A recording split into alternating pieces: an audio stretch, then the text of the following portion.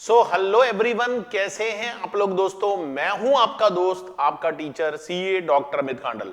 और दोस्तों आज हम एक बहुत ही इंपॉर्टेंट टॉपिक जीएसटी में स्टार्ट करने वाले हैं। This is a new topic for all of you. Last में हमने चार्ज ऑफ जीएसटी के बारे में पढ़ा था। तो दोस्तों आज मैं आप लोगों को एग्जम्पशन वाला टॉपिक यहां पर पढ़ाने वाला हूं। तो आप अपना जो भी कॉपी पेन रजिस्टर है भाई उसको निकाल लीजिए और एग्जम्पशन वाला जो चैप्टर है उसके नोट्स बनाना दोस्तों आप यहां पर स्टार्ट कर दीजिए। तो चलिए दोस्तों स्टार्ट करते हैं आज के इस अमेजिंग सेशन को। तो सबसे पहले भाई आप एग्जम्पशन अंडर जीएसटी के नाम से यहां पर टॉपिक लिख लो। Exemption under GST. तो दोस्तों आज हम एग्जम्पशन अंडर जीएसटी नाम का जो टॉपिक है वो यहां पर हम लोग स्टार्ट करने वाले हैं, राइट। तो एग्जम्पशंस क्या होती है, कैसे होती है, ये सारा मैं आप लोगों को यहां पर बताऊंगा। एग्जम्प्ट सप्लाई का मतलब क्या होता है, कौन कौन से गुड्स और सर्विस ऐसे हैं जहां पर लॉ में एग्जम्पशन प्रोवाइड की गई है। तो चलिए दोस्तों स्टार्ट करते हैं आज के इस अमेजिंग सेशन को। सबसे पहले exempt supply means, exempt supply means, exempt supply का मीनिंग दोस्तों हम यहां पर लिख लेते हैं कि भाई ये जो एग्जम्प्ट सप्लाई होती है इसका आखिर में मतलब क्या होता है, ये मैं आप लोगों को यहां पर समझाऊंगा। तो दोस्तों अगर हम एग्जम्प्ट सप्लाई के बारे में बात करें तो दोस्तों लॉ में तीन तरह की चीजों को एग्जम्प्ट सप्लाई कहा गया है। अब आप बोलोगे सर ये कौन कौन सी तीन चीजें हैं जिन्हें यहां पर एग्जम्प्ट सप्लाई माना गया है। तो दोस्तों ये भी मैं आप लोगों को यहां पर बता देता हूं कि कौन कौन सी सप्लाई को एग्जम्प्ट सप्लाई माना गया है, राइट। तो अगर हम एग्जम्प्ट सप्लाई की बात करें तो उसमें पहला नाम निकल कर आता है attract nil rate of tax. दोस्तों कुछ टेक्निकल रीजन से सिस्टम में खराबी आ गई थी तो इसलिए मैं थोड़ा सा रिकॉर्डिंग में डिले हो गया था। अब आप लोगों को जल्दी जल्दी फटाफट से मैं सारे क्लासेस रिकॉर्ड करके दे दूंगा। बस आप पढ़ाई करते रहिए, दिल थाम कर बैठिए, बहुत जल्दी से आपको सारी क्लासेस अब यहां पर मिलने वाली है, राइट। तो चलिए दोस्तों एग्जम्प्ट सप्लाई की अगर हम बात करें तो एग्जम्प्ट सप्लाई में पहला रीजन होता है attract nil of rate of tax, दूसरा होता है नॉन टैक्सेबल सप्लाई, दूसरा रीजन होता है नॉन टैक्सेबल सप्लाई। इसको हल्का सा नहीं, ठीक है, नॉन टैक्सेबल सप्लाई, राइट। और थर्ड होता है होली एग्जम्प्ट फ्रॉम टैक्स। तो दोस्तों यहां पर जो एग्जम्प्ट सप्लाई है ना उसका मतलब तीन चीजों से है। तीन चीजें कौन कौन सी मैं आपको वन बाई वन करके बताता हूं। सबसे पहली चीज है भाई साहब attract nil rate of tax. अगर कोई भी गुड्स और सर्विस जीएसटी में ऐसा है जहां पर निल रेट ऑफ टैक्स अगर अट्रैक्ट हो रही है, जीएसटी के अंदर उसकी रेट को निल कर दिया गया है, तो दोस्तों उसको भी हम एग्जम्प्ट सप्लाई बोलते हैं। Non taxable supply, non taxable supply का मतलब होता है वो आइटम्स जिन्हें जीएसटी के प्रीव्यू से बाहर रखा गया है। याद करो दोस्तों चार्ज वाला चैप्टर, चार्ज वाले चैप्टर में मैंने एल्कोहलिक लिकर का नाम लिया था, मैंने वहां पर जो है पेट्रोल और डीजल का नाम लिया था, मैंने वहां पर जो है इन सभी चीजों के नाम लिए थे। ये सारी दोस्तों वो वाली सप्लाई है जिसे हम नॉन टैक्सेबल सप्लाई बोलते हैं। क्या बोलते हैं? Non taxable supply. तो ये भी एग्जम्प्ट सप्लाई होती है, राइट। और तीसरी चीज होती है होली एग्जम्प्ट फ्रॉम टैक्स। इसका मतलब क्या है, लिखना मत, वैसे ही समझा रहा हूं। मान लीजिए दोस्तों कोई गुड्स है और उस पर जीएसटी की रेट 18% लिखी हुई है, 18%, लेकिन गवर्नमेंट ने क्या किया, एक नोटिफिकेशन निकाला और गवर्नमेंट ने वो जो नोटिफिकेशन था उस नोटिफिकेशन के थ्रू यहां पर क्या दे दी, एग्जम्पशन दे दी। गवर्नमेंट ने नोटिफिकेशन निकाला और वो जो नोटिफिकेशन था ना उसके थ्रू गवर्नमेंट ने एग्जम्पशन दे दी। तो वो जो एग्जम्पशन गवर्नमेंट ने नोटिफिकेशन निकाल कर दी है तो गवर्नमेंट ने उसकी रेट को जीरो नहीं किया है, उसकी रेट तो दोस्तों अभी भी 18% है। लेकिन गवर्नमेंट ने एक अलग से नोटिफिकेशन निकाला और गवर्नमेंट ने कहा कि भाई इसके ऊपर हम जीएसटी नहीं लगाएंगे, इसके ऊपर हम जीएसटी नहीं लगाएंगे, ऐसा गवर्नमेंट ने नोटिफिकेशन लगाकर बोला, तो दोस्तों वो भी एग्जम्प्ट सप्लाई मानी जाती है। उसको भी हम क्या बोलते हैं? Exempt supply. तो एग्जम्प्ट का मतलब है कि कोई भी चीज जो सप्लाई तो है, मतलब उसमें सप्लाई के जो बेसिक कैरेक्टर होते हैं, सप्लाई का मतलब क्या होता है वो आप अच्छे से समझ चुके हो, वो सब तो है। कंसीडरेशन भी है, वहां पर जो है कोई ना कोई एक्शन भी हो रहा है, दो पार्टीज के बीच में हो रहा, वो सारी बातें पूरी हो रही है, लेकिन गवर्नमेंट उसके ऊपर जीएसटी नहीं लगाना चाहती। तो सप्लाई होना अलग बात है दोस्तों, और उस सप्लाई का टैक्सेबल होना अलग बात है। तो कोई भी चीज का सप्लाई होना अलग बात होती है और उस सप्लाई का टैक्सेबल होना अलग बात होती है। तो गवर्नमेंट ने बोला कि भाई कोई भी चीज अगर सप्लाई है लेकिन हम अगर उस पर टैक्स नहीं लगाएंगे तो उसे दोस्तों हम लॉ की भाषा में क्या बोलते हैं? एग्जम्प्ट सप्लाई बोलते हैं। उसे हम लॉ की भाषा में एग्जम्प्ट सप्लाई बोलते हैं। तो एग्जम्पशन जो मिलती है वो तीन कारणों से मिलती है। पहला कारण होता है निल रेट ऑफ टैक्स। सरकार ने अगर किसी प्रोडक्ट की या किसी सर्विस की रेट को निल कर दिया है तो भी वो एग्जम्प्ट है। सरकार ने उसको अगर नॉन टैक्सेबल बना दिया, मतलब उसको नोटिफिकेशन से बाहर कर दिया, मतलब गवर्नमेंट ने, जैसे पेट्रोल, डीजल, अल्कोहलिक लिकर, है ना। और तीसरा होता है कि रेट तो है उसकी, लेकिन गवर्नमेंट ने एक नोटिफिकेशन निकाला और नोटिफिकेशन निकालकर दोस्तों उसको एग्जम्प्ट कर दिया, तो that is also called exempt supply, right. अब हम यहां पर बात करते हैं भाई, तो एग्जम्पशंस जो हैं वो बेसिकली दो तरह की है। एग्जम्पशन जो होती हैं वो बेसिकली दो तरह की होती है, वो मैं आपको बता देता हूं कौन कौन सी होती है। तो हम एग्जम्पशन के बारे में बात करेंगे सबसे पहले। ये एग्जम्पशन जो है ना, इसके बारे में बात करेंगे, क्योंकि अगर किसी प्रोडक्ट की रेट नील होगी तो वो तो क्वेश्चन में दिया हुआ होगा, आपको पता ही चल जाएगा।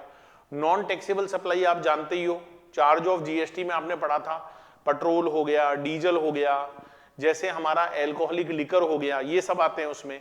और होली एग्जम्प्ट फ्रॉम टैक्स, ये जो होली एग्जम्प्ट फ्रॉम टैक्स है भाई, इसकी अगर हम बात करें दोस्तों, अगर हम होली एग्जम्प्ट फ्रॉम टैक्स की बात करें, होली एग्जम्प्ट फ्रॉम टैक्स, तो इसमें कौन कौन सी चीजें आती हैं? तो अगर मैं होली एग्जम्प्ट की बात करूं दोस्तों, तो इसमें एक तो आते हैं हमारे एग्जेम्प्टेड गुड्स, यहां पर एक तो हमारे कवर होते हैं एग्जेम्प्टेड गुड्स, एक तो हमारा यहां पर एग्जेम्प्टेड गुड्स कवर होता है, और दूसरा दोस्तों हमारी यहां पर कवर होती है एग्जेम्प्टेड सर्विसेज। दोस्तों एक तो हमारा एग्जेम्प्टेड गुड्स कवर होता है और होती है एग्जेम्प्टेड सर्विसेज। तो ये जो एग्जेम्प्टेड गुड्स है ये आपको नॉट टू बी रेड, ये आपको नहीं पढ़ना है, क्योंकि कोई भी गुड्स अगर एग्जेम्प्टेड होगा तो दोस्तों वो क्वेश्चन में लिखा हुआ आएगा। ऐसे तो बहुत सारे हजारों गुड्स हैं, आप किस किस के नाम याद करोगे? तो अगर कोई गुड्स एग्जम्प्ट होता है मेरे भाई, मेरे दोस्त, तो उसके लिए पहले से आपके क्वेश्चन में लिखा हुआ आएगा कि भाई ये जो प्रोडक्ट है इसको एग्जम्प्टेड माना गया है, ऐसा उसमें लिखा हुआ आएगा, ठीक है। तो वो आपको पढ़ना ही नहीं है, राइट। हाँ, अगर एग्जम्प्टेड सर्विसेज होती हैं तो वो हम डिस्कस करेंगे इन डिटेल इसी चैप्टर में, डिस्कस इन डिटेल। ये जो हमारा चैप्टर है दोस्तों, इसी चैप्टर में हम उसको बहुत ज्यादा डिटेल में यहां पर डिस्कस करने वाले हैं। तो आई थिंक दोस्तों आप मेरी बात को बहुत अच्छे से समझ गए होंगे। चलो अब एक इंपॉर्टेंट बात आपको बताता हूं, power of central government oblique state government. अगर दोस्तों हम एग्जम्पशन की बात करें तो यहां पर सेंट्रल गवर्नमेंट और स्टेट गवर्नमेंट को जीएसटी के लॉ में पावर्स दी गई हैं। अब आप बोलोगे सर ये कौन कौन सी पावर्स हैं? तो powers of central government and state government, central government और स्टेट गवर्नमेंट के पास कौन कौन सी पावर्स अवेलेबल है उसके बारे में हम यहां पर डिस्कस करेंगे। तो आप उसमें दो अलग अलग चीजें लिख लो स्टार लगा के। पहली चीज आप लिख लो, central government oblique state government grant exemptions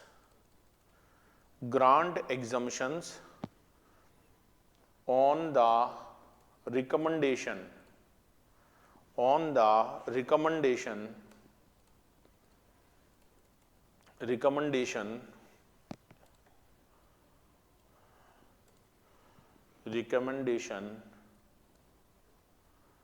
recommendation of GST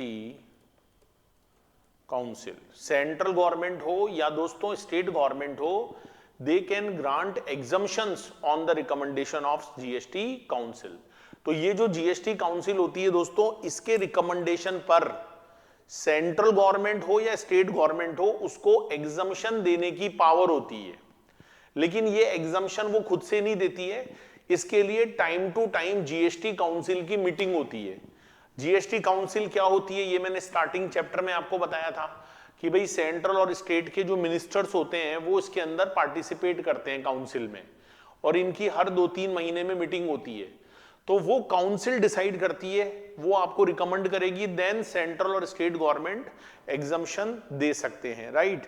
अच्छा, एग्जम्पशन देने का मैनर क्या होता है, मैनर ऑफ एग्जम्पशन। मान लो जी सरकार को एग्जम्पशन देनी है, तो एग्जम्पशन देने का मैनर क्या होगा, तो आप यहां पर लिखोगे बाई इशू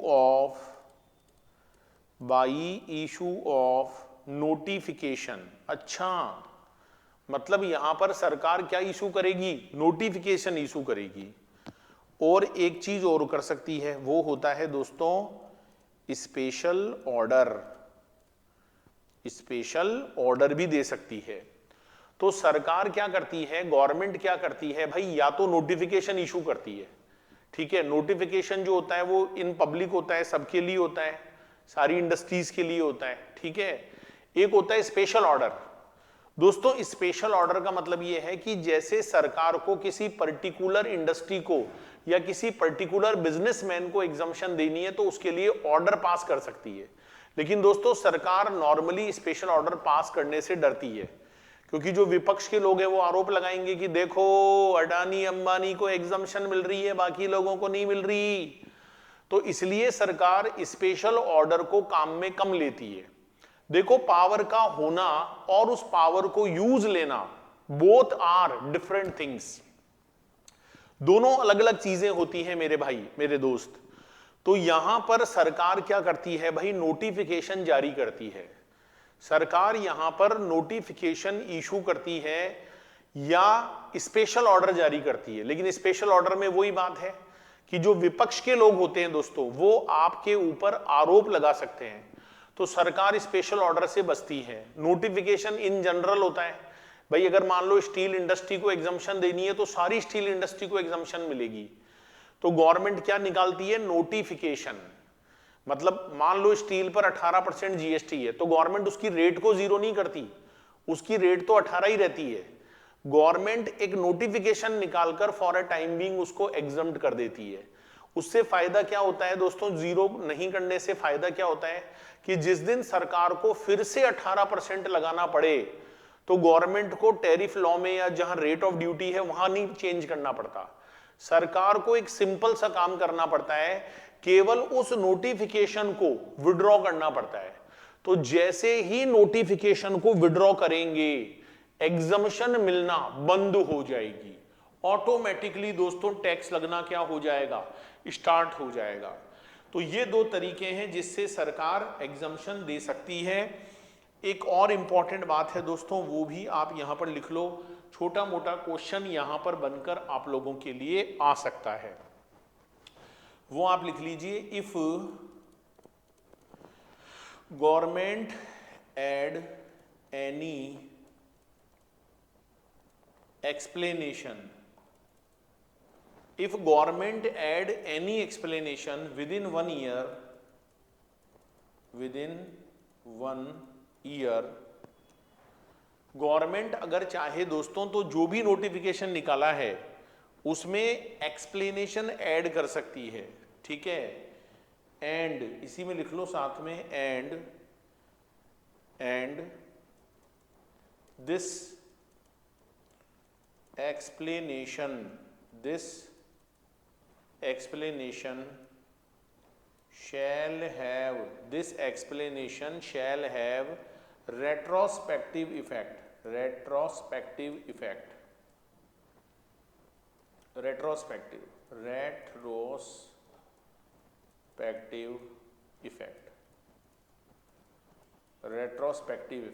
तो गवर्नमेंट क्या कर सकती है कि भाई कोई भी नोटिफिकेशन जैसे मान लो जारी कर दिया, लिखना मत, समझा रहा हूं, 1 अक्टूबर 2023 को गवर्नमेंट ने कोई नोटिफिकेशन निकाला, 1 अक्टूबर 2023 को। अब गवर्नमेंट क्या करना चाहती है भाई, वो जो नोटिफिकेशन है उसके अंदर कोई चीज इंसर्ट करना चाहती है। जैसे होता है ना, हम कोई बात बोल देते हैं फिर उसमें हम कोई और बात ऐड ऑन करना चाहते हैं, तो ऐसे ही गवर्नमेंट ने मान लो कोई नोटिफिकेशन निकाला और नोटिफिकेशन निकालने के बाद मान लीजिए गवर्नमेंट उसमें कोई चीज ऐड करना चाहती है, गवर्नमेंट उसमें कोई चीज को जोड़ना चाहती है, तो गवर्नमेंट उसके लिए क्या इशू करेगी, एक्सप्लेनेशन। क्या इशू करेगी, एक्सप्लेनेशन। तो सरकार ये कहती है कि भाई लॉ ये कहता है कि जिस दिन नोटिफिकेशन को इशू किया गया था, जिस दिन नोटिफिकेशन को इशू किया गया था वहां से 1 साल के अंदर, दोस्तों वहां से 1 साल के अंदर अगर आप कोई भी वहां पर एक्सप्लेनेशन को इंसर्ट करते हो विद इन 1 ईयर, तो विद इन 1 ईयर कहां होता है, 30/9/2024 को होता है। तो यहां पर हमारा जो 1 साल है वो कंप्लीट होता है। तो इस 1 साल के अंदर अगर गवर्नमेंट कोई भी एक्सप्लेनेशन जारी करती है तो उसका जो इफेक्ट होता है ना, जैसे मान लो गवर्नमेंट ने 31 जनवरी 2024 को कोई एक्सप्लेनेशन यहां पर इंसर्ट किया, तो विद इन 1 ईयर किया, तो चाहे वो 31 जनवरी को किया दोस्तों, लेकिन उसका इफेक्ट कहां से माना जाएगा, 1 अक्टूबर से ही माना जाएगा। रेट्रोस्पेक्टिव इफेक्ट, रेट्रोस्पेक्टिव का मतलब होता है पहले से। तो 1 साल में कुछ भी अगर जोड़ा जाएगा, कोई भी एक्सप्लेनेशन अगर ऐड किया जाएगा किसी भी नोटिफिकेशन में, तो दोस्तों उसकी जो इफेक्टिवनेस होगी, उस एक्सप्लेनेशन की जो इफेक्टिवनेस होगी वो स्टार्टिंग से मानी जाएगी, रेट्रोस्पेक्टिव मानी जाएगी, मतलब 1 अक्टूबर 23 से ही मानी जाएगी। सर अगर 1 साल के बाद इशू करें तो क्या इशू नहीं कर सकते, बिल्कुल कर सकते हो। जैसे मान लो गवर्नमेंट ने 31 अक्टूबर 24 को कोई एक्सप्लेनेशन ऐड किया, 31 अक्टूबर 2024 को किया, तो उसका इफेक्ट क्या होगा दोस्तों, उसका इफेक्ट रेट्रोस्पेक्टिव नहीं होगा, उसका जो इफेक्ट है वो प्रोस्पेक्टिव ही होगा। मतलब जिस दिन वो एक्सप्लेनेशन ऐड किया गया है, जैसे मान लो वो एक्सप्लेनेशन 31 अक्टूबर को ऐड किया है, तो उसका जो इफेक्ट होगा ना वो 31 अक्टूबर से ही होगा, मतलब जब से दिया है तब से ही होगा, उसको बोलते हैं प्रोस्पेक्टिव। और रेट्रोस्पेक्टिव का मतलब होता है फिर स्टार्टिंग से माना जाएगा। तो आई थिंक दोस्तों आप मेरी इस बात को बहुत अच्छे से समझ गए होंगे, राइट सर। तो यही यहां पर लिखा हुआ है, इस पर कोई छोटा मोटा MCQ बेस्ड क्वेश्चन इस तरह से पूछा जा सकता है, तो आप लोगों को थोड़ा यहाँ पर सावधान रहने की ज़रूरत है। बहुत बढ़िया। तो देखो मैंने लिखवाया है कि government add any explanation with in 1 year and this explanation shall have retrospective effect. दोस्तों इसका जो इफेक्ट होगा ना वो रेट्रोस्पेक्टिव होगा। बहुत बढ़िया सर। चलो अब हम बात करते हैं सर्विसेज के बारे में। एग्जम्पशंस लिख लो, हेडिंग लिख लो, exemptions under GST for services,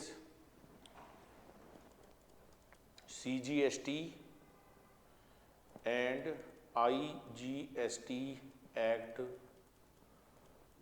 both. मतलब मैं आपको एग्जम्पशन की एक लिस्ट पढ़ाने जा रहा हूं और ये वो एग्जम्पशन है दोस्तों जो गुड्स पर काम नहीं करेगी, दोस्तों ये वो एग्जम्पशन है जो सर्विसेज पर काम करेगी, राइट। और मैं आपको ये भी बता दूं दोस्तों कि यहां पर जो एग्जम्पशन आप पढ़ोगे ना सर्विसेज के लिए, गुड्स के लिए तो पढ़नी नहीं है, तो वो सीजीएसटी और आईजीएसटी एक्ट दोनों के अंदर कॉमन है। मतलब वो सीजीएसटी में भी काम करेगी और आईजीएसटी में भी काम करेगी। अब कई बच्चे कह रहे हैं सर एसजीएसटी में भी करेगी क्या? अरे पागल बच्चे, जब सीजीएसटी में एग्जम्पशन मिलेगा तो एसजीएसटी में तो अपने आप ही मिल जाएगा। एसजीएसटी में बोलने की जरूरत थोड़ी पड़ती है। जो सीजीएसटी में होता है वो एसजीएसटी में तो भाई अपने आप ही हो जाता है। Okay sir, no issue. चलो 1 बाई 1 पढ़ते हैं। सबसे पहला नाम जो हमारा एग्जम्पशन की लिस्ट में निकल कर आता है वो है एग्जम्पशंस, वो है हमारा exemptions related to charitable and religious activities. Exemptions related to charitable and religious activities. तो सबसे पहले दोस्तों मैं उन एग्जम्पशंस के बारे में आपको पढ़ाऊंगा जो चैरिटेबल और रिलीजियस एक्टिविटी से रिलेटेड है। अच्छा दोस्तों मुझे सच बताओ, मुझे कमेंट करके बताना, मुझे व्हाट्सएप पे मैसेज करना या ऐप में कि आपको लिखकर पढ़ने में मजा आ रहा है नहीं आ रहा है, आपको चीजें याद हो रही है या नहीं हो रही है, ऐसा मुझे एक बार जरूर बता देना, जिससे मेरा कॉन्फिडेंस बढ़ता है कि हाँ भाई बच्चों को सारी बातें समझ में आ रही है। तो सबसे पहले दोस्तों हम एग्जम्पशंस के बारे में बात करेंगे और मैं वो एग्जम्पशन पढ़ाऊंगा जो चैरिटेबल और रिलीजियस एक्टिविटी से रिलेटेड है। दोस्तों हमने इस चैप्टर में काम क्या किया है, हमने इस चैप्टर में ये काम किया है कि जैसे कोई ऐसी एग्जम्पशन है जो स्पोर्ट्स से रिलेटेड है तो वो सारी एग्जम्पशंस हमने एक साथ इकट्ठी करके स्पोर्ट्स वाले उसमें आपको पढ़ा देंगे। बहुत सारी एग्जम्पशन होती है जीएसटी में जो एजुकेशन से रिलेटेड होती है, तो वो मैं आपको एजुकेशन वाले पॉइंट में सारी कवर कर लूंगा। बहुत सारी एग्जम्पशन गवर्नमेंट से रिलेटेड है तो वो हम गवर्नमेंट वाले कॉलम में कवर कर लेंगे। तो ऐसे हमने क्या किया है भाई, क्लब कर दिया है कि चैरिटेबल रिलीजियस को एक साथ पढ़ लो, एजुकेशन को एक साथ पढ़ लो, स्पोर्ट्स को एक साथ पढ़ लो, ताकि चीज़ों को याद करना सिंपल हो जाएगा। और मैं एक काम और करूंगा दोस्तों कि जितने भी क्वेश्चन चैरिटेबल और रिलीजियस से रिलेटेड हैं वो भी मैं आपको साथ में ही करवा दूंगा, ताकि हमें चीज़ें याद हो जाए, हम उनके क्वेश्चंस को क्या कर पाएं, सॉल्व कर पाएं।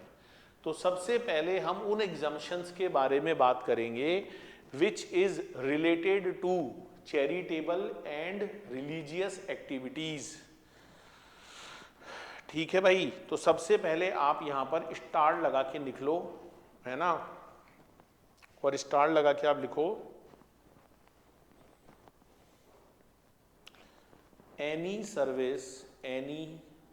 Services by any trust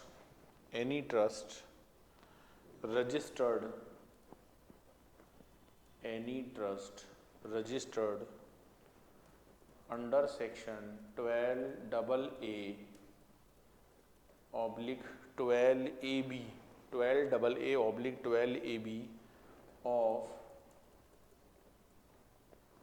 income tax act by way of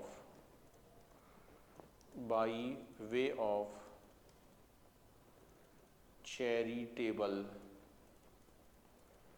activities।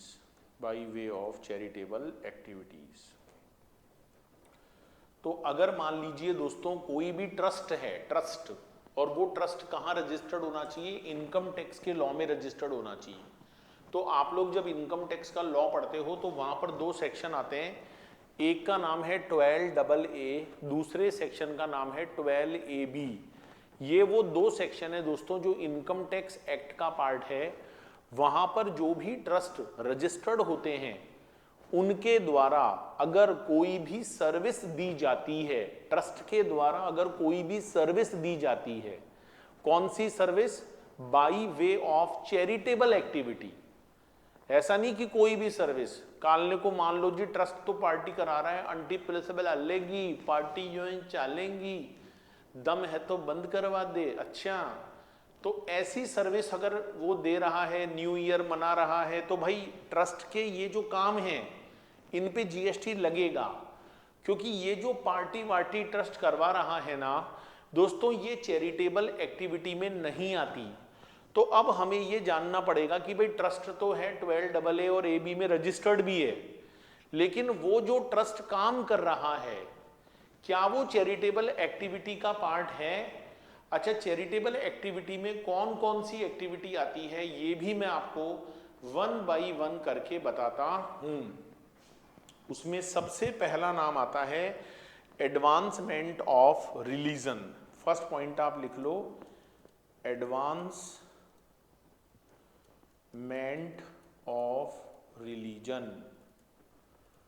Advancement of religion, ये इसमें पहला नाम निकल कर आता है चैरिटेबल एक्टिविटीज में। तो मैं आप लोगों को चैरिटेबल एक्टिविटीज पढ़ा रहा हूं, तो उसमें पहला नाम आता है एडवांसमेंट ऑफ रिलीजन।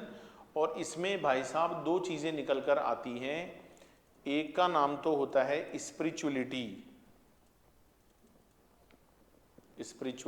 और दूसरा नाम निकल कर आता है योगा।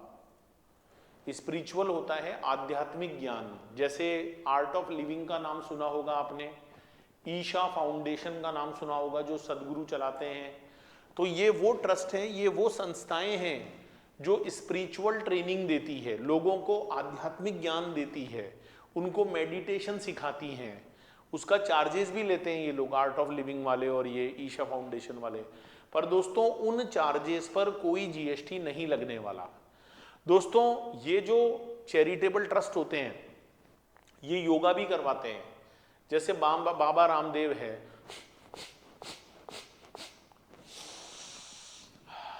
तो ये जो योगा होता है दोस्तों, इसके लिए बाबा रामदेव ने अलग से ट्रस्ट बना रखा है, पतंजलि पीठ योग। तो उसकी चार्जेस भी है, फीस भी है, वहां पर आप रुक के योगा भी कर सकते हो, हरिद्वार में बहुत बड़ा आश्रम है। लेकिन दोस्तों उसके ऊपर जीएसटी नहीं लगेगा। तो स्पिरिचुअलिटी हो या योगा हो, ये जो स्पिरिचुअलिटी और योगा होता है भाई, ये हमारा चैरिटेबल एक्टिविटी में आता है और इसके ऊपर हम लोग जीएसटी नहीं लगाते हैं, ठीक है। दूसरा पॉइंट लिख लो आप, that is also very very important, that is called public health.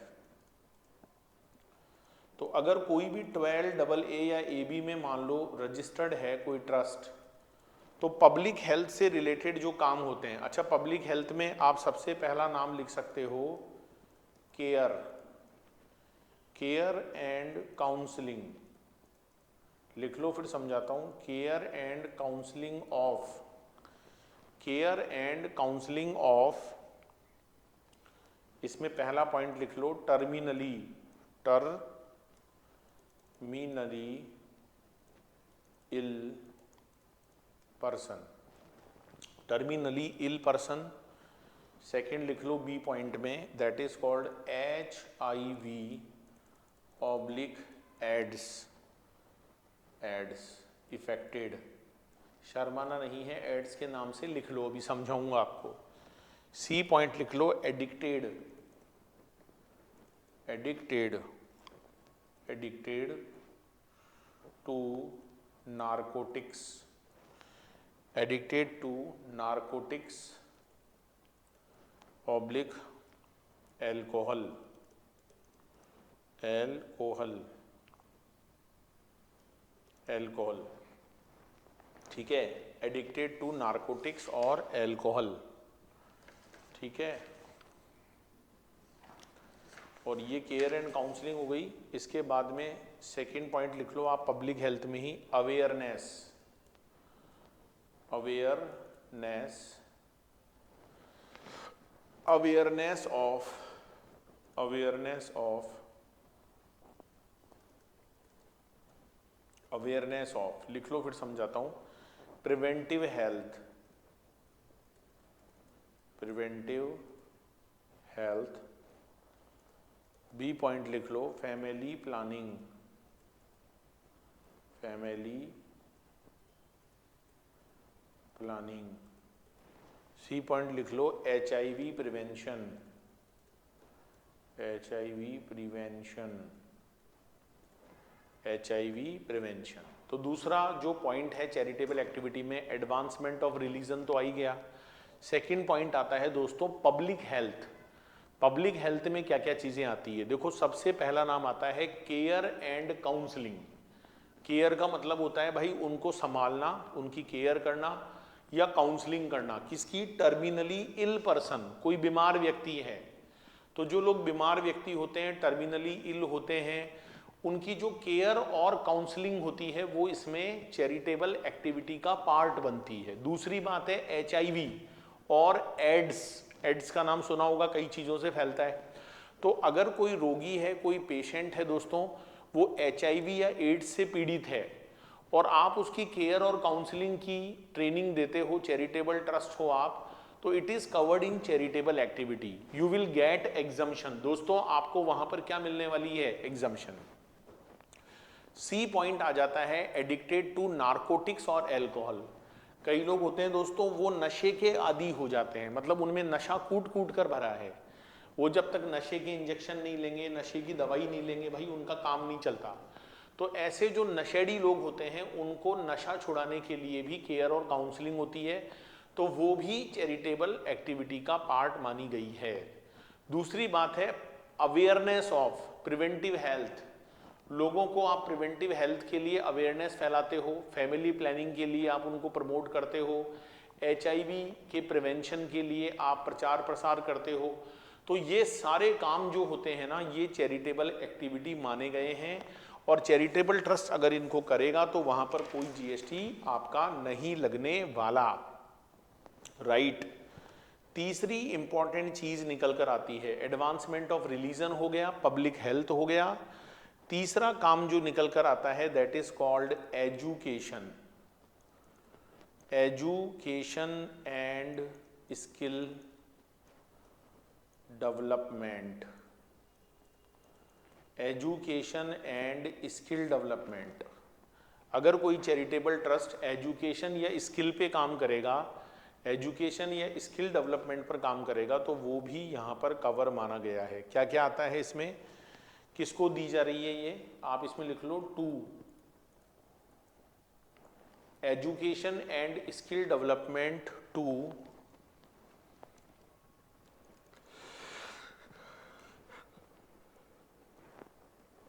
abandoned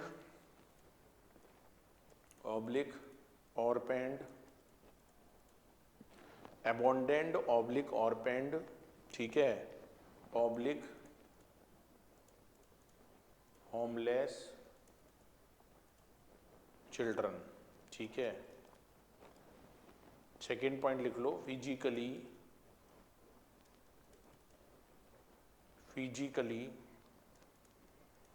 oblique mentally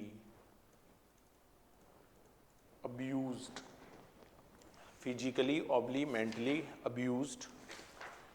तीसरा लिख लो आप इसमें, तीसरा लिख लो प्रिजनर्स। प्रिजनर्स जो होते हैं ना, कैदी जो होते हैं, उनका नाम आ रहा है। नेक्स्ट नाम आप लिख लो person age more than 65 years plus rural area. तो भाई चैरिटेबल एक्टिविटी में जो तीसरा काम है वो है एजुकेशन एंड स्किल डेवलपमेंट। लोगों को एजुकेट करना, उनमें स्किल डेवलप करना। किसके अंदर? कोई भी अबॉन्डेंड है, ऑर्फेंड है, होमलेस चिल्ड्रन है। भाई जो बच्चे ऐसे हैं जिन्हें माँ बाप का प्यार नहीं मिला, जिनके माँ बाप उनको छोड़कर चले गए, अनाथ बच्चे हैं, होमलेस हैं, ठीक है, ऐसे ही रोड पर घूम रहे हैं, आप उनको एजुकेशन या स्किल डेवलपमेंट की ट्रेनिंग देते हो। कोई फिजिकली या मेंटली अब्यूज्ड है, दिमाग से पागल है, पत्थर फेंकता है, ऐसे पत्थर ना मारो मेरे दीवाने पर, है पत्थर फेंकता है। तो ऐसे मेंटली अब्यूज्ड लोगों को अगर आप एजुकेट करते हो या स्किल डेवलपमेंट करते हो, मुझे तारे जमीन पर याद आ रही है मूवी, प्रिजनर्स जो कैदी होते हैं भाई, प्रिजनर्स जो होते हैं कैदी, जो जेल में बंद हैं, ठीक है, उन्हें आप एजुकेट या स्किल डेवलपमेंट के प्रोग्राम चलाते हो, या कोई भी ऐसे पर्सन जिनकी उम्र, जिनकी एज 65 ईयर्स से ज्यादा है और वो रूरल एरिया में रहते हैं, प्लस लगाया है मैंने, वो लोग कहां पर रहते हैं, रूरल एरिया में। तो जो ऐसे लोग होते हैं भाई जो रूरल एरिया में है, 65 साल से ज्यादा एज ले चुके हैं, उन लोगों को अगर आप एजुकेट करते हो, उन्हें दोस्तों आप उनमें स्किल का डेवलपमेंट करते हो, तो ये जो चीज होती है ना, ये जो चीज होती है, इसे भी चैरिटेबल एक्टिविटी माना जाता है। दोस्तों ये भी एक प्रकार से क्या है, चैरिटेबल एक्टिविटी है, इसे भी हम चैरिटेबल एक्टिविटी बोलेंगे, ठीक है। तो चैरिटेबल एक्टिविटी में तीन चीजें आ गई है। पहली चीज एडवांसमेंट ऑफ रिलीजन का नाम आ जाता है। दूसरा पब्लिक हेल्थ, पब्लिक हेल्थ में मैंने बता दिया क्या क्या आएगा। तीसरी चीज है दोस्तों education and skill development, education and skill development. और जो चौथी इंपॉर्टेंट बात हमारी निकल कर आती है, that is called environment, environment. चौथी इंपॉर्टेंट चीज आती है इन्वायरमेंट। अच्छा, इन्वायरमेंट में आप लोग लिखोगे वाटर शेड का नाम, वाटर शेड का नाम लिखोगे। दूसरा नाम आप लिखोगे वाइल्ड लाइफ का। तीसरा नाम आप लिखोगे फॉरेस्ट प्रिजर्वेशन, फॉरेस्ट प्रिजर्वेशन का।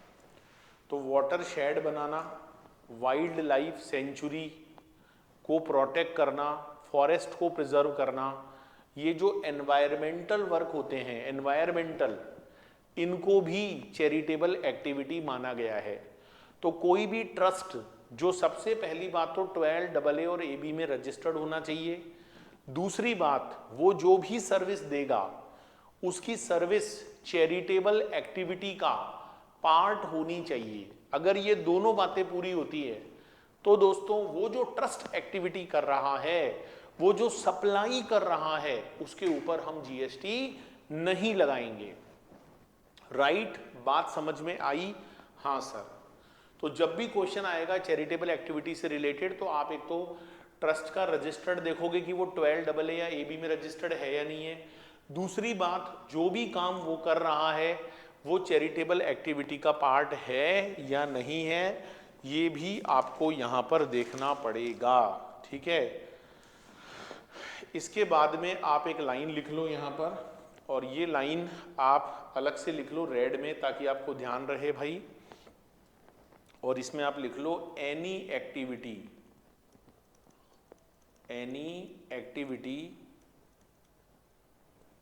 Other than above, any activity other than above shall be liable to GST। तो अगर कोई ट्रस्ट ऐसा है जो इन एक्टिविटीज के अलावा कोई भी काम करता है जो कि इनमें कवर नहीं होता, ये जो चैरिटेबल एक्टिविटी है दोस्तों इसमें कवर नहीं होता, तो इसके अलावा अगर कोई भी काम किया जाएगा तो उसके ऊपर हम यहां पर GST लगा देंगे। ये बात मानकर चलो भाई, उसके ऊपर क्या लग जाएगा, GST लग जाएगा। तो any activity other than above shall be liable to GST, उसके ऊपर हम भाई साहब GST लगा देंगे। ध्यान रखना इस बात का। बहुत बढ़िया सर, शानदार। चलिए, तो ये हमारा पहला काम हो गया यहाँ पर, that is called charitable and religious activity के बारे में। और ये मैंने बता ही दिया भाई, वो 12 AA में क्या होना चाहिए, रजिस्टर्ड होना चाहिए। तो ये एक भाग हमारा यहाँ पर चैरिटेबल और रिलीजियस एक्टिविटी से रिलेटेड कंप्लीट हो जाता है। तो इसको कंप्लीट मैं यहाँ पर पार्टीशन कर देता हूँ। अब मैं आप लोगों को दोस्तों कुछ और एक्टिविटीज़ के बारे में बताता हूँ, which are also related to charitable and religious activity and which are not liable for GST, ठीक है। अब नेक्स्ट पॉइंट इसी में लिख लो आप, तो ये तो हमारा मेन पॉइंट हो गया, ये तो हमारा मेन पॉइंट हो गया। या तो इसको ऐसा कर लो, इसको अपन ऐसा कर लेते हैं ताकि ध्यान रहेगा, उसमें इसको हम दे देते हैं बड़ा वाला ए नाम दे देते हैं, ठीक है। ये हमारा एक अलग हो गया। अब हम बी पॉइंट पर आ रहे हैं। बी पॉइंट क्या कहता है? बी पॉइंट लिख लो यहां पर, सर्विस बाई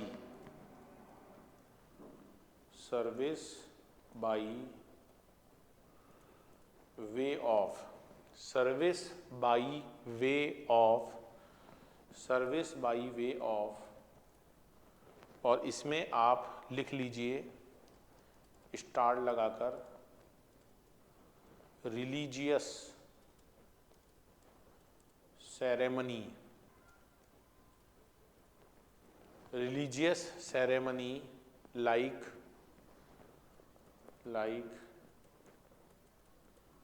इसमें आप पूजा का नाम लिख लो, इसमें आप बर्थ का नाम लिख लो, इसमें आप डेथ का नाम लिख लो, इसमें आप मैरिज का नाम लिख लो। कहते हैं ना जन्म मरण और परण, जन्म का मतलब बर्थ, मरण का मतलब डेथ, और परण का मतलब होता है शादी, मैरिज। तो ये जो जीवन के बड़े काम होते हैं इंपॉर्टेंट, तो दोस्तों इसमें पूजा रखवाई जाती है, जिसमें हमारे पंडित जी आते हैं, या अगर हम मोमडन उससे रिलीजन से बिलोंग करते हैं तो वहाँ पर पादरी आते हैं, और पादरी क्या, वहाँ पर हमारे जो तो सबके अलग अलग वो हैं। ईसाई है तो वहाँ पर पादरी आएगा, है ना, पंडित जी आते हैं, ऐसे अलग अलग जो लोग होते हैं वो पूजा करवाते हैं अलग अलग रिलीजन में। तो वो जो रिलीजियस सेरेमनीज वगैरह होती हैं उनके ऊपर कोई जीएसटी नहीं है, उनके ऊपर मौलवी होते हैं, हाँ मौलवी। तो वो जो रिलीजियस सेरेमनी की आपसे फीस लेंगे पूजा करने की, वो जीएसटी के एम्बिट में नहीं है, उसको एग्जम्प्ट माना गया है, राइट। दूसरी बात, स्टार लगा के लिखोगे, रेंटिंग ऑफ, दूसरी जो बात लिखनी है that is called renting of, ठीक है, renting of precincts, renting of precincts at religious place, renting of premix at religious place like मंदिर हो गया, ठीक है, मंदिर हो गया, या मस्जिद हो गई, या गुरुद्वारा हो गया, गुरुद्वारा, ठीक है, या चर्च हो गया, चर्च। तो ये जो हमारे रिलीजियस प्लेस होते हैं उसको रेंट पर दिया जाता है। एक बार पूरा लिख लो फिर समझाता हूं। Having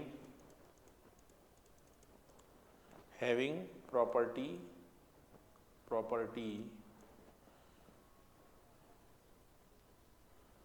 with in outer boundary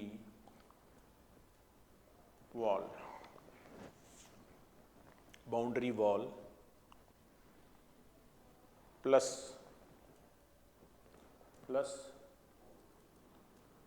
provided by, plus करके लिख लो, provided by charitable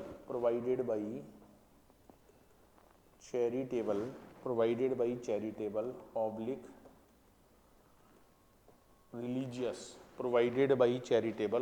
religious registered under section 12AA/AB और 1023, तो भाई मेरी बात को बहुत ध्यान से समझना। एक चीज और लिख लो, एक्सेप्ट एक्सेप्ट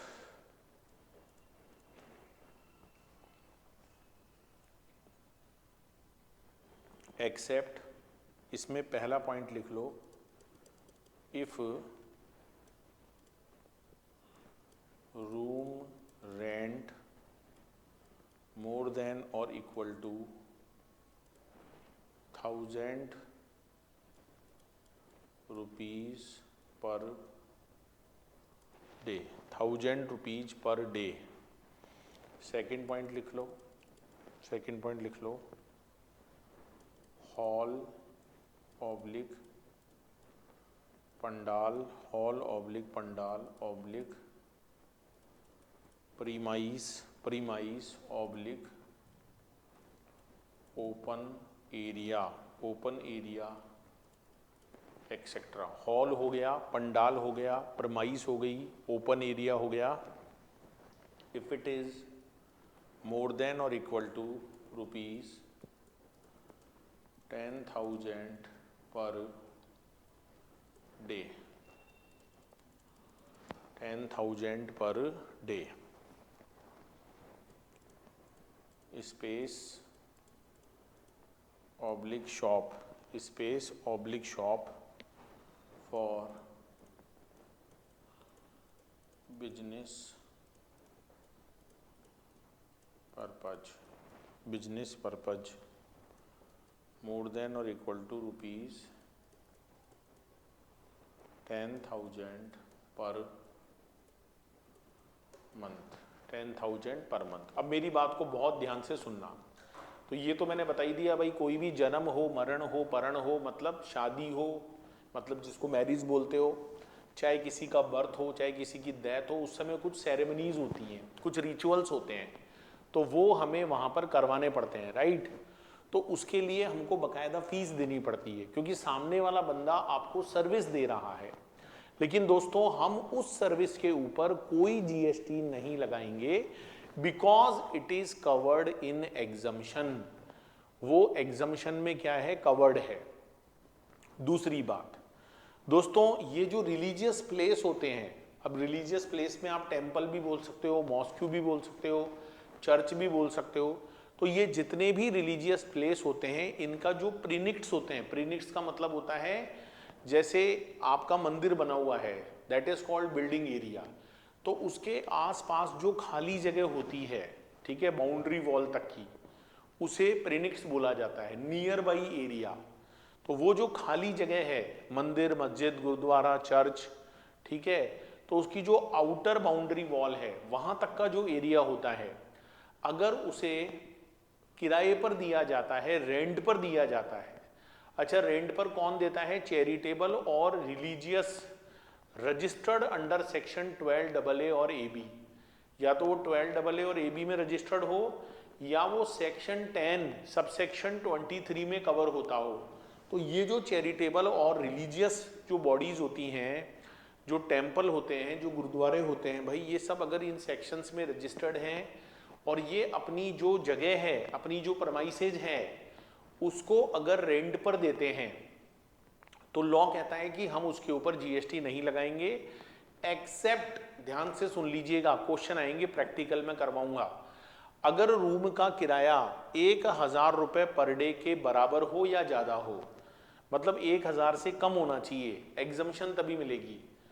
वहां पर क्या होता है, बहुत सारे रूम भी बने हुए होते हैं, ये जो रिलीजियस प्लेस होते हैं ना, यहाँ पर बहुत सारे रूम भी बने हुए होते हैं, और वो जो रूम होते हैं दोस्तों, उनको भी किराए पर दिया जाता है, और अगर उसका किराया एक दिन का 1,000 रुपए के बराबर है या 1,000 रुपए से ज्यादा है, तो दोस्तों हम उसके ऊपर जीएसटी लगाने वाले हैं। एग्जम्पशन काम नहीं करेगी। एग्जम्पशन कब काम करती है, जब वो 1,000 से कम हो, राइट। दूसरी बात, ये जो रिलीजियस प्लेस होते हैं, यहाँ पर हॉल होता है, एक बड़ा पंडाल होता है, प्रमाइस होती है, ओपन एरिया भी बोलते हैं उसको, तो वो जो खाली जगह है, ये जो कल्याण मंडपम भी बोलते हैं इसको, साउथ में तो कल्याण मंडपम, तो तो ये जो खाली जगह होती है ये भी रेंट पर दी जाती है, बड़ा सारा हॉल होता है।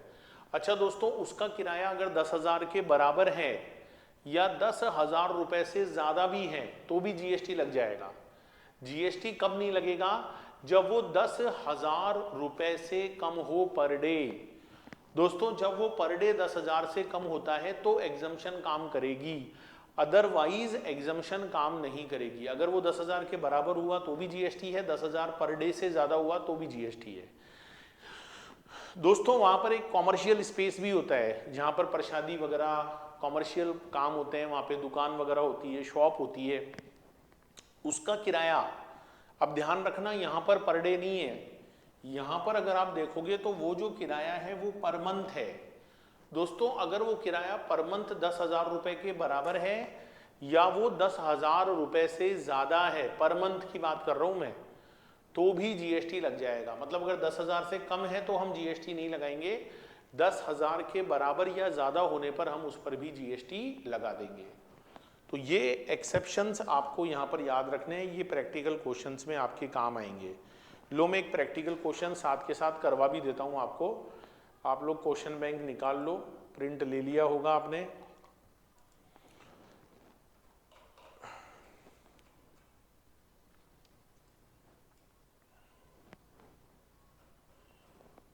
क्वेश्चन नंबर 9 निकाल लो आप एग्जामिशन में।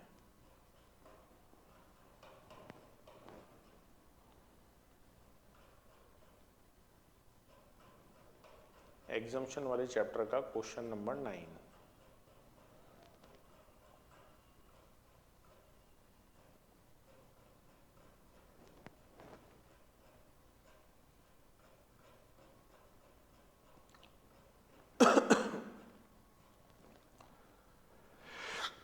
ये लो, ये है हमारा क्वेश्चन नंबर 9।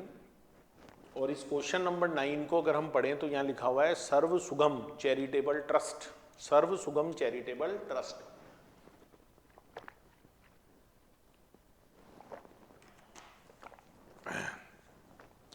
तो ये जो हमारा क्वेश्चन नंबर 9 है भाई, इसमें नाम लिखा हुआ है सर्व सुगम चैरिटेबल ट्रस्ट।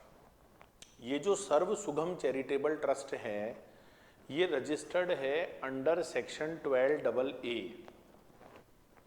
ठीक है ना? ये जो सर्व सुगम चैरिटेबल ट्रस्ट है भाई ये रजिस्टर्ड है under section 12AA of the income tax act, और ये आपको फॉलोइंग इंफॉर्मेशन दे रहा है relating to supply of its services for the month of August. आपको ये सर्विस में बताना है कि what is the GST liability of this charitable trust, assuming that amounts are exclusive of GST, मतलब उसमें जीएसटी इंक्लूड नहीं है। अच्छा, जीएसटी की रेट आपको बता रखी है दोस्तों, ये आपको कभी भी याद नहीं करनी होती है, रेट वगैरह क्वेश्चन में आती है। The rooms kalyana mandapam hall open space owned by the trust, ये सारी चीजें ट्रस्ट की हैं within the precincts of the religious place, मतलब उसकी बाउंड्री के अंदर है, and it is owned by the trust. चलो देखते हैं। Renting of residential dwelling for use as a residence, एक रेजिडेंशियल बिल्डिंग है जिसको एज ए रेजिडेंस किराए पर दिया जा रहा है। तो ये दोस्तों हम आगे चलकर पढ़ेंगे कि जो रेजिडेंशियल बिल्डिंग होती है उसको डिविलिंग बोलते हैं। उसको अगर रहने के लिए किराए पर दी जाए, किसी भी रेजिडेंशियल बिल्डिंग को रहने के लिए किराए पर दी जाए तो वहां पर फुल एग्जम्पशन है, मतलब वहां पर बिल्कुल भी जीएसटी नहीं लगेगा। ये बात अभी मैं आगे चलकर इसी चैप्टर में आपको पढ़ा दूंगा। ठीक है, दूसरा आ जाओ, renting of rooms for devotees, वहां पर जो डिवोटीज आते हैं उनको रूम किराए पर दिया जाता है। अच्छा, रूम का पर डे किराया 750 है, देख लो 1,000 रुपए से कम है, टोटल 6 लाख हो गया, लेकिन किसी भी रूम का किराया 1,000 रुपए या उससे ज्यादा नहीं है, कम है, तो यहाँ भी जीएसटी नहीं लगेगा। कल्याण मंडपम जो होता है वो ओपन स्पेस को बोलते हैं, हॉल को ही बोलते हैं, राइट। चार्जेस पर डे 15,000 है, तो देख लो 10,000 या उससे ज्यादा है तो भाई 15,000 है, तो इसका मतलब यहाँ जीएसटी लग जाएगा। Renting of hall and open space 7,500, 10,000 से कम है ये, तो यहाँ जीएसटी नहीं लगेगा। शॉप फॉर बिजनेसमैन, ये देखो पर मंथ होती है शॉप, अगर 10,000 से कम है तो नहीं लगेगा। अगर शॉप का किराया 10,000 पर मंथ या उससे ज़्यादा है, देख लो 12,000 है तो यहाँ लगेगा। तो केवल 2 सिचुएशन में जीएसटी लगने वाला है, बाकी नहीं लगने वाला है। एक तो देख लो 12 लाख पर लग रहा है, 18% आप लगा के देख लेना, यही आएगा।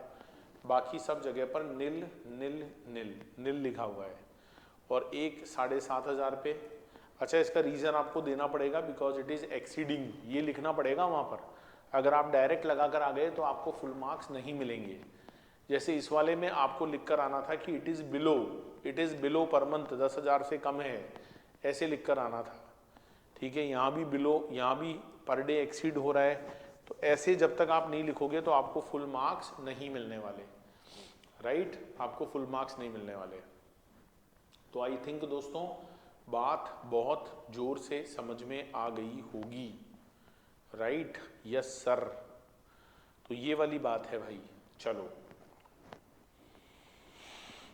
तो ये क्वेश्चन हो गया। तो टोटल जीएसटी आपका 3,51,000 रुपए निकल कर आएगा। तो ये मैंने क्वेश्चन देखो साथ के साथ ही करा दिया।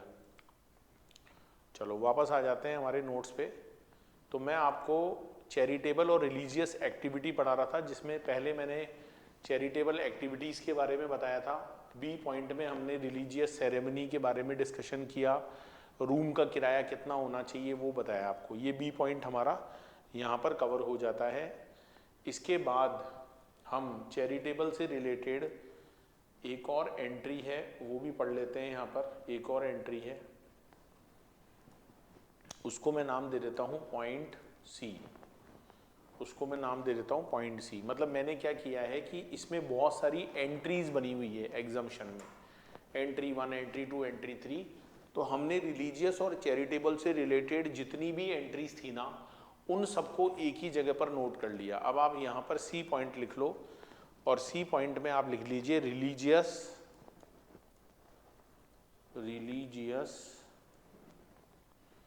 Pilgrimage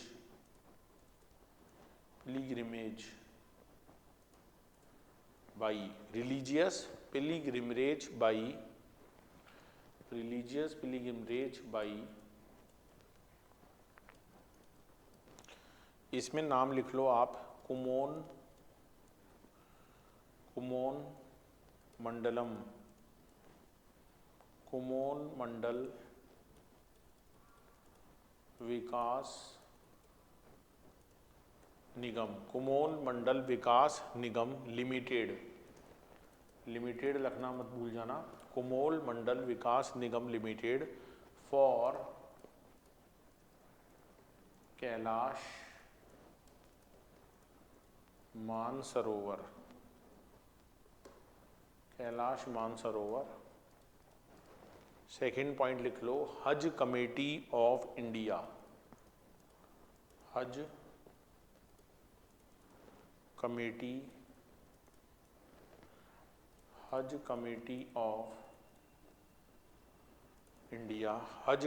of India oblique state Haj committee, state Haj committee, ये होती है हमारी हज यात्रा। ठीक है, तो इसका मतलब ये हो गया। लेकिन इसमें एक लाइन जरूर लिख लेना, provided by any other body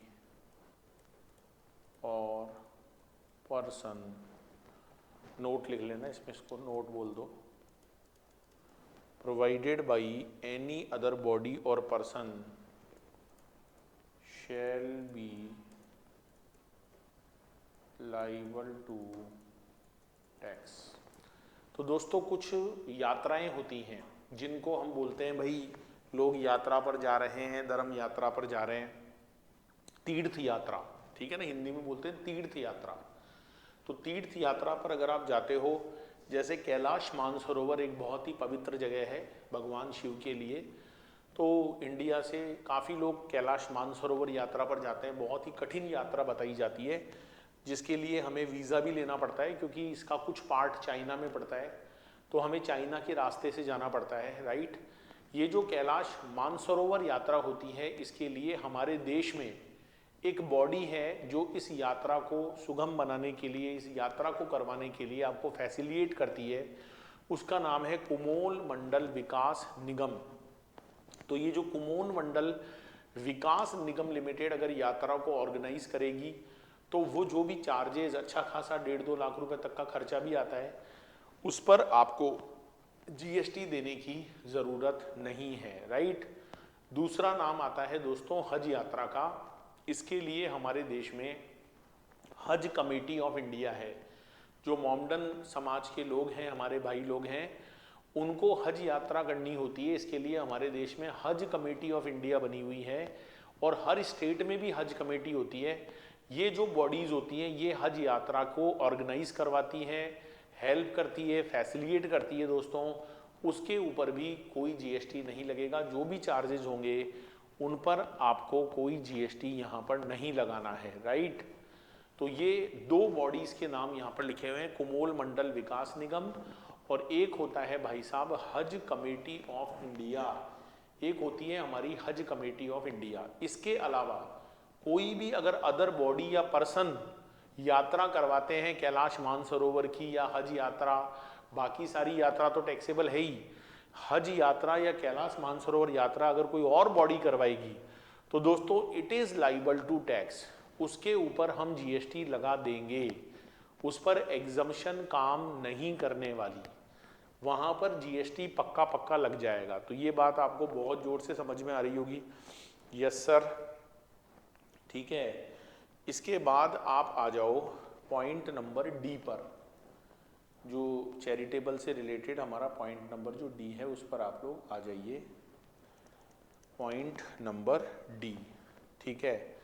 तो इसमें आप लिख लो एनीथिंग which is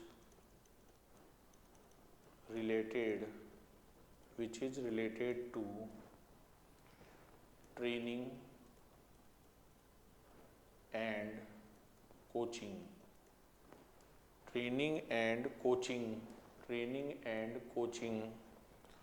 of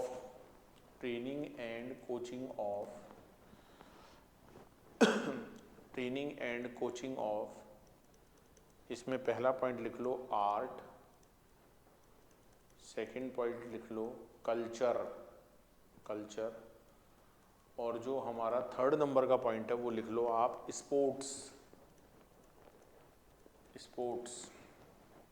अच्छा दोस्तों, ये जो आर्ट और कल्चर वाला नाम लिखा है ना, ये ट्रेनिंग कौन दे रहा हो, लिख लो आप आर्ट एंड कल्चर कौन दे रहा हो, बाई एन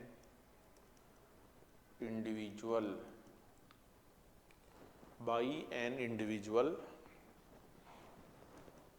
और स्पोर्ट्स वाले में आप लिखोगे बाई एनी चैरिटेबल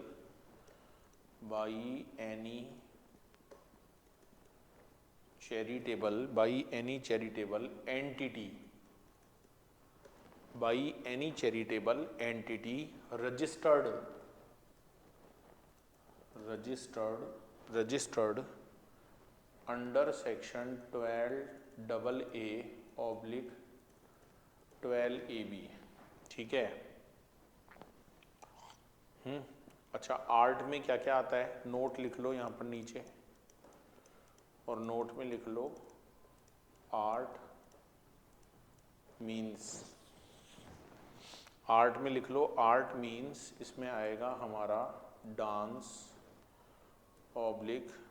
के बाद में singing painting, dance, singing, painting, theatre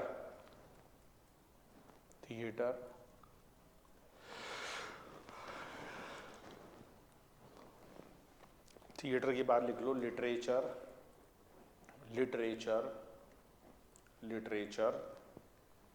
लिख लो स्क्रिप्ट्स एक्सेट्रा। तो भाई ये जो हमारा चैरिटेबल और रिलीजियस वाला पार्ट अभी चल रहा है, इस चैरिटेबल और रिलीजियस में ट्रेनिंग और कोचिंग से संबंधित जो सर्विसेज होती हैं उन पर भी एग्जम्पशन है। तो आप कहोगे सर हम जैसे अभी CA, CS या CMA की कोचिंग ले रहे हैं तो क्या यहाँ एग्जम्पशन है? नहीं दोस्तों, जितनी भी ट्रेनिंग और कोचिंग होती है which is related to art and culture, अगर वो आर्ट या कल्चर से संबंधित है, which is related to art and culture, और ध्यान रखना ये जो आर्ट और कल्चर से रिलेटेड कोचिंग ट्रेनिंग होती है इसे प्रोवाइड कौन करवा रहा हो? इंडिविजुअल, मतलब अगर कोई फर्म, अगर कोई कंपनी, अगर कोई बॉडी कॉरपोरेट, अगर कोई ट्रस्ट करेगा तो टैक्स लग जाएगा। आर्ट और कल्चर में साफ लिखा हुआ है इंडिविजुअल सर्विस दे रहा हो। अच्छा, आर्ट में कौन कौन सी चीजें आती है दोस्तों? आर्ट में, क्योंकि आर्ट तो कुछ भी हो सकता है, तो यहां पर दोस्तों आर्ट को भी लॉ में डिफाइन किया गया है। और यहां पर आर्ट में आपका डांस आएगा, आपका सिंगिंग आएगा, आपका पेंटिंग आएगा, आप कोई थिएटर परफॉर्मेंस करते हो वो आएगी, आप कोई लिटरेचर लिखते हो वो आएगा, आप कोई स्क्रिप्ट्स वगैरह लिखते हो वो आएगा। ये आर्ट यहाँ पर प्रेस्क्राइब्ड है बाय द लॉ। ठीक है, कल्चर में जो भी हमारी कल्चर होता है उससे रिलेटेड कोई भी ट्रेनिंग हो विच is provided by an individual, ध्यान रखना, विच is provided by an individual, तो हम उसके ऊपर GST नहीं लगाएंगे दोस्तों, हम उसके ऊपर GST नहीं लगाने वाले हैं। ठीक है, तीसरी चीज होती है स्पोर्ट्स। अगर कोई ट्रेनिंग और कोचिंग स्पोर्ट्स से रिलेटेड है, जैसे कोई क्रिकेट खेलने जाता है, उसने क्रिकेट एकेडमी ज्वाइन कर रखी है, किसी ने फुटबॉल एकेडमी ज्वाइन कर रखी है, किसी ने बैडमिंटन एकेडमी ज्वाइन कर रखी है, राइट। तो स्पोर्ट्स से रिलेटेड जितने भी ट्रेनिंग और कोचिंग प्रोग्राम्स होते हैं वहां पर भी GST नहीं लगेगा। बस एक बात ध्यान रखना कि ये जो स्पोर्ट्स से रिलेटेड ट्रेनिंग और कोचिंग होती है it must be provided by any charitable entity which is registered under section 12AA और AB। ध्यान रखना, स्पोर्ट्स में साफ लिखा हुआ है लॉ में कि स्पोर्ट्स से रिलेटेड ट्रेनिंग और कोचिंग कौन दे रहा हो? Charitable trust. अगर मान लीजिए कोई पर्सनल इंडिविजुअल व्यक्ति है, कोई फर्म है, कोई कंपनी है, वो अगर स्पोर्ट्स की ट्रेनिंग दे रही है तो वहां एग्जम्पशन काम नहीं करेगी। एग्जम्पशन तभी काम करेगी जब स्पोर्ट्स से रिलेटेड ट्रेनिंग कौन दे रहा हो? Charitable trust. और कौन सा चैरिटेबल ट्रस्ट? जो 12AA और AB में क्या हो? रजिस्टर्ड हो, इनकम टैक्स में। तो आर्ट और कल्चर में तो नाम लिखा हुआ है बाई इंडिविजुअल, जबकि स्पोर्ट्स में नाम लिखा हुआ है बाई चैरिटेबल एंटिटी। तो दोस्तों एग्जम्पशन काम करती है, अदरवाइज एग्जम्पशन काम नहीं करती है। बहुत बढ़िया सर। तो ये ए में आ गया आपका वो एक्टिविटीज, वो चैरिटेबल एक्टिविटीज जो ट्रस्ट करवाता है। ट्रस्ट का मतलब मैंने बता ही दिया, चैरिटेबल एक्टिविटी में क्या क्या आएगा वो मैंने बता दिया। चैरिटेबल एक्टिविटी में आपका एडवांसमेंट ऑफ रिलीजन आता है, पब्लिक हेल्थ आती है, एजुकेशन एंड स्किल डेवलपमेंट आता है, एनवायरनमेंट आता है, राइट। दूसरी बात, कोई भी सर्विस जो रिलीजियस सेरेमनी हो, पूजा हो, बर्थ हो, या किसी भी ऐसे प्लेस को, प्रीनिक्स को किराए पर देना हो which is owned by the charitable trust, उसमें मैंने अलग अलग रेट बताई थी, क्वेश्चन भी करवाया। रिलीजियस पिलग्रिमरेज, जो भी हमारी यात्राएं वगैरह होती हैं, धार्मिक यात्राएं, उसमें स्पेसिफिकली कैलाश मानसरोवर और हज यात्रा ही है, बाकी यात्रा नहीं है, ध्यान रखना। कोई अमरनाथ जा रहा है, कोई वैष्णो देवी जा रहा है, कोई साईं बाबा के दर्शन करने जा रहा है, भाई साहब वहाँ GST लग जाएगा। कोई खाटू श्याम जी जा रहा है, वहाँ GST लग जाएगा। और ये जो हज और कैलाश मानसरोवर है ना, इसमें भी बॉडी का नाम दिया हुआ है, वो अगर सर्विस देगा तो एग्जम्पशन है, कोई अदर बॉडी का नाम आ गया तो टैक्स लग जाएगा। चौथी बात, ट्रेनिंग और कोचिंग आर्ट और कल्चर इंडिविजुअल दे रहा हो, स्पोर्ट्स की ट्रेनिंग कौन दे रहा हो? Charitable trust which is registered under section 12AA और AB। आर्ट में क्या क्या आता है? आर्ट में डांस आता है, आर्ट में सिंगिंग आती है, पेंटिंग आती है, थिएटर, लिटरेचर, ये सब आते हैं। तो यहाँ दोस्तों एग्जम्पशन काम करती है, राइट। अब आप चैरिटेबल वाली जितनी एग्जम्पशन थी ये मैंने आपको लिखवा दी, ठीक है। यहाँ पर दोस्तों आप अलग से यहाँ पर कुछ स्पेशल पॉइंट्स लिख लो। ये तो नोट ही है ना, नोट में लिख लो। नोट का एक तो ये पहला पॉइंट हो गया, एक नोट में दूसरा पॉइंट और लिख लो। और ये जो दूसरा पॉइंट है ना भाई, इसमें आप लिख लो residential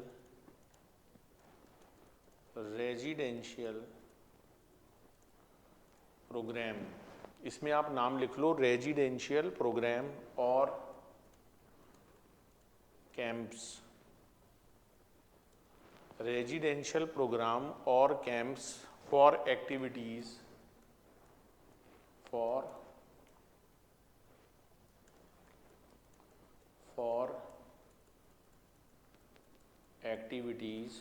activities which are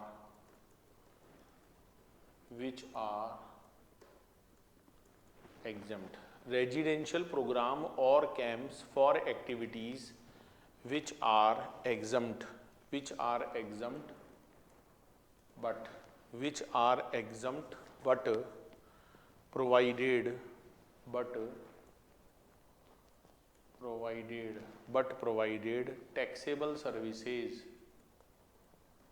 but provided taxable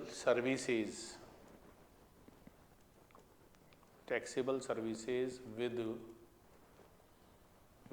drinks, stay,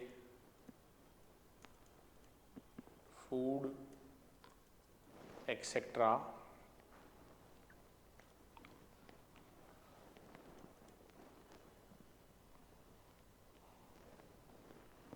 will be treated as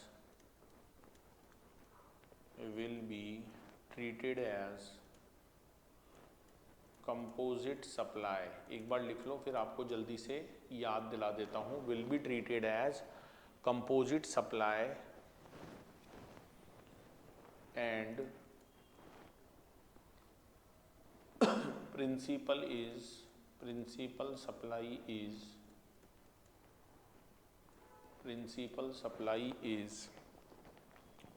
supply is exempt supply. ठीक है, hence so full exemption will be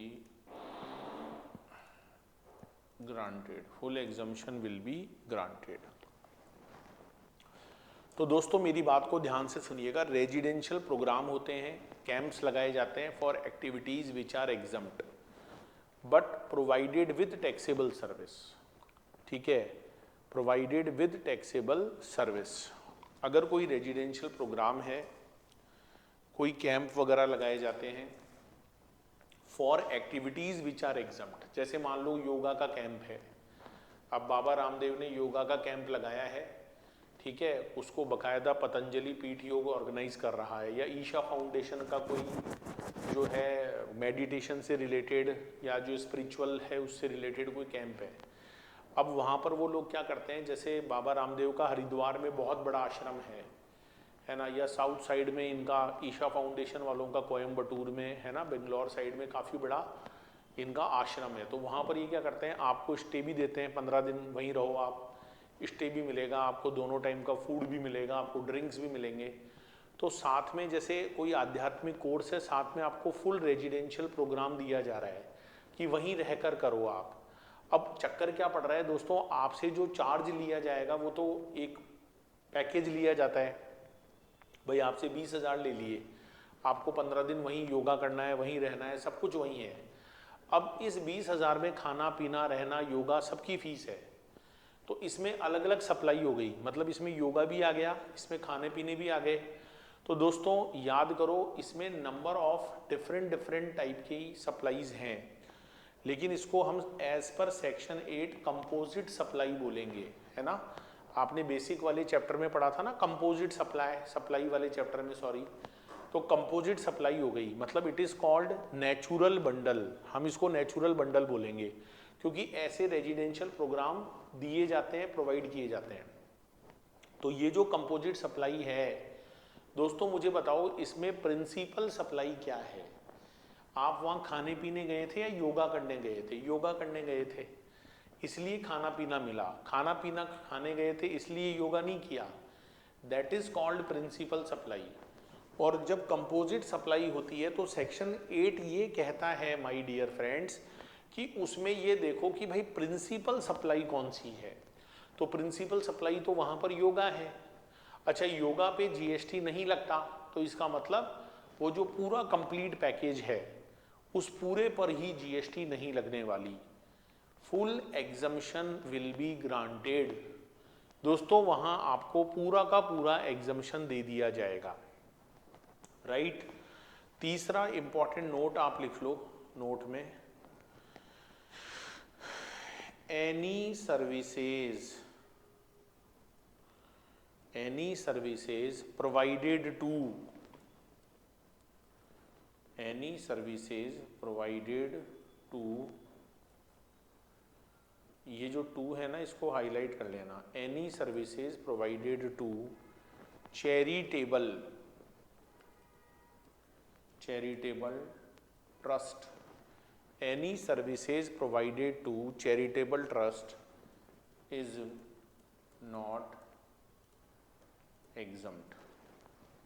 दोस्तों ध्यान रखना, that is very very important point कि चैरिटेबल ट्रस्ट अगर कोई service दे रहा है which is covered in the above list तो उस पर एग्जम्पशन है। लेकिन अगर चैरिटेबल ट्रस्ट को किसी से सर्विस लेनी पड़ जाए तो क्या वहां पर भी एग्जम्पशन देने की बात हो रही है? ना जी ना, वहां एग्जम्पशन की बात नहीं हो रही है। जैसे चैरिटेबल ट्रस्ट को मान लीजिए कोई एएमसी सर्विस लेनी पड़ी, अपने ऑफिस के कंप्यूटर हो, एसी हो, फ्रिज हो, तो उसके लिए सर्विस लेनी पड़ी तो वहां जीएसटी लगेगा। दोस्तों अगर चैरिटेबल ट्रस्ट आगे किसी को सर्विस देता है तो वहां ये एग्जम्पशन काम करती है। चैरिटेबल ट्रस्ट को अगर किसी से सर्विस लेनी पड़ी तो दोस्तों वहां पर एग्जम्पशन नहीं है, वहां पर दोस्तों जीएसटी लग जाएगा, वहां पर जीएसटी लग जाएगा दोस्तों, वहां पर एग्जम्पशन काम नहीं करेगी। आई थिंक ये बात आपको बहुत बढ़िया से समझ में आ रही होगी, राइट। तो any service which is provided to charitable trust is not exempt. ध्यान रखना, काफी बच्चे रट के चले जाते हैं, ओहो चैरिटेबल ट्रस्ट आ गया, चैरिटेबल ट्रस्ट आ गया, तो भाई वहां गलत हो जाएगा, ध्यान रखो इस बात का। तो दोस्तों हमारी रिलीजियस और चैरिटेबल ट्रस्ट से रिलेटेड जो एग्जम्पशन के नोट्स थे वो हमारे कंप्लीट हो गए हैं। गुड्स के बारे में हमें नहीं पढ़ना है, गुड्स की एग्जम्पशन ऑलरेडी क्वेश्चन में दी हुई आएगी। हाँ, सर्विस की एग्जम्पशन हमको पढ़कर जानी है, जिसमें पहली जो मेन इंपॉर्टेंट सर्विस है that is related to charitable and religious, वो मैंने आपको कवर करवा दी है।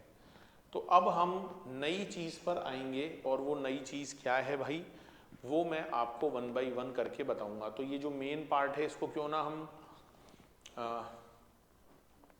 बॉक्स में कवर कर लें।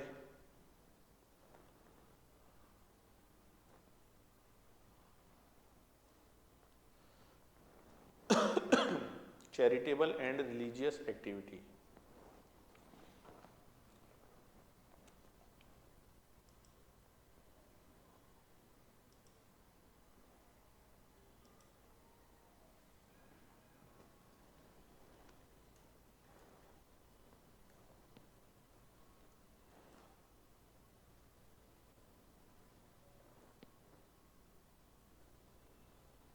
ये हमारी पहली वाली यहाँ पर कवर हो गई है। सेकंड वाली पर आ जाओ।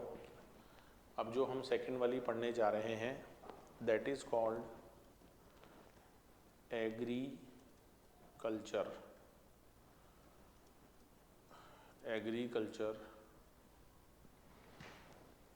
रिलेटेड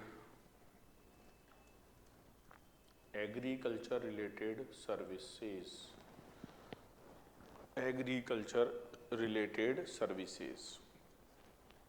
तो अब हम एग्रीकल्चर से जो रिलेटेड सर्विसेज हैं वो पढ़ने जा रहे हैं।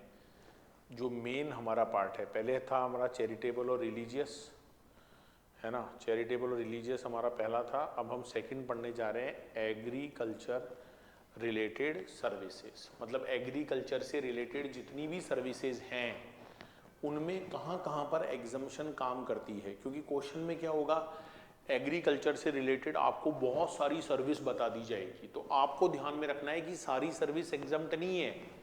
जो मैं आपको अभी यहाँ पर लिस्ट में कवर करवाने जा रहा हूँ, केवल वही एग्रीकल्चर रिलेटेड सर्विसेज एग्जम्प्ट है।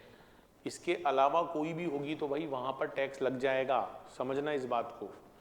तो एग्रीकल्चर रिलेटेड सर्विसेज कौन कौन सी होती हैं भाई जहाँ पर एग्जम्पशन काम करती है, तो उसमें आप लिख लो, सबसे पहले लिख लो agriculture means, agriculture means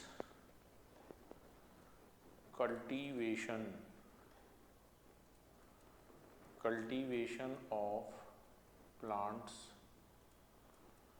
Agriculture means cultivation of plants and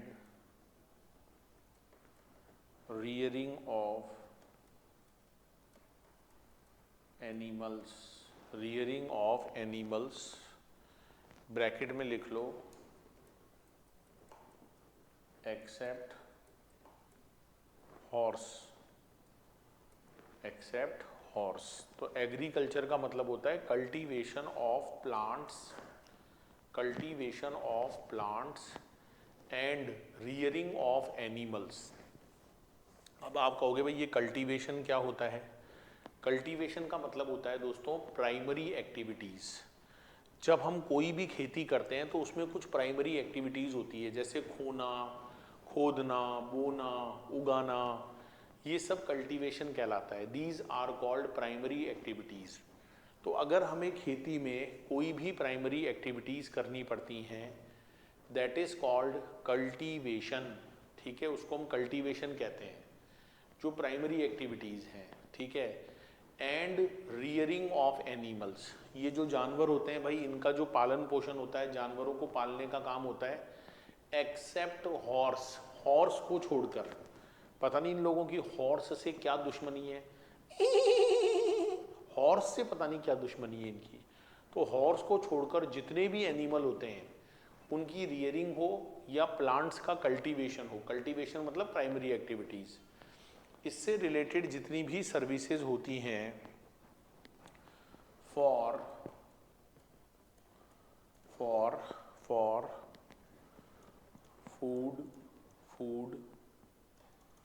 food second लिख लो,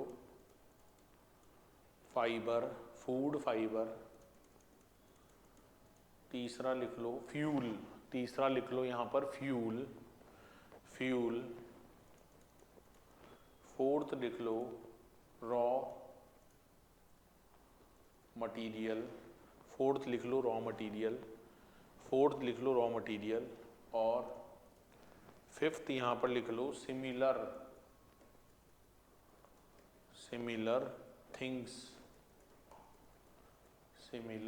थिंग्स।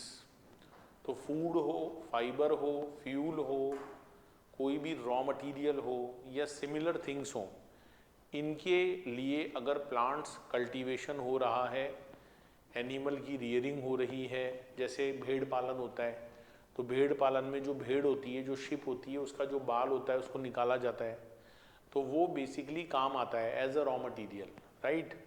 ठीक है, तो ये जो काम होते हैं भाई, इनसे रिलेटेड जो भी सर्विसेज होगी which is related to cultivation, which is related to rearing of animals, तो उसे एग्जम्प्ट माना जाएगा। एक तो एग्रीकल्चर का मतलब आपको पता होना ज़रूरी था। दूसरी इंपॉर्टेंट चीज़ होती है यहाँ पर, सेकंड इंपॉर्टेंट चीज़ होती है agriculture produce. Agriculture produce word यहाँ पर दोस्तों बार बार आता है। So what is the meaning of agriculture produce? इस एग्रीकल्चर प्रोड्यूस का क्या मतलब है, इसे जानना दोस्तों हमारे लिए बेहद ज़रूरी है। What is the meaning of agriculture produce, क्योंकि ये शब्द भी आएगा तो हमें एग्रीकल्चर प्रोड्यूस को भी समझना पड़ेगा। ये क्या होता है भाई एग्रीकल्चर प्रोड्यूस? तो agriculture produce means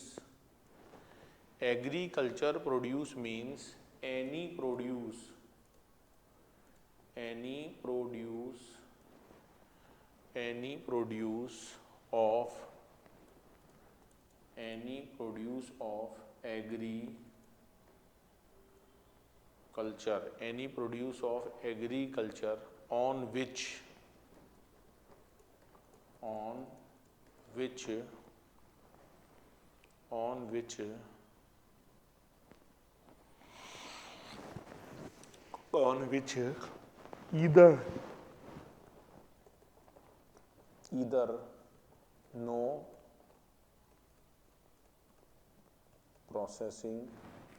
either no processing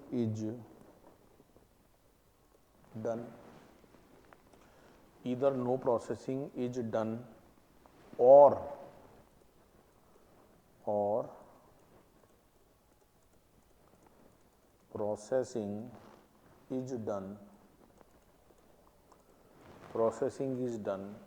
processing is done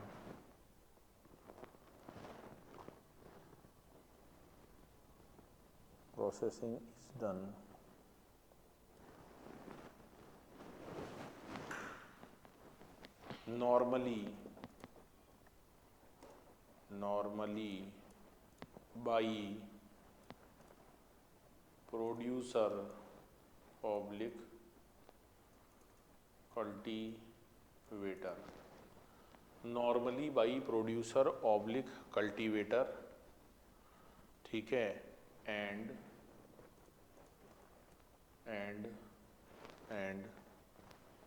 it does not, normally by producer oblique cultivator, and it does not alter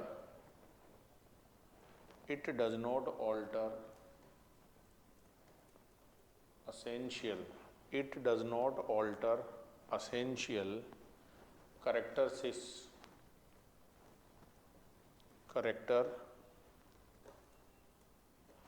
characteristics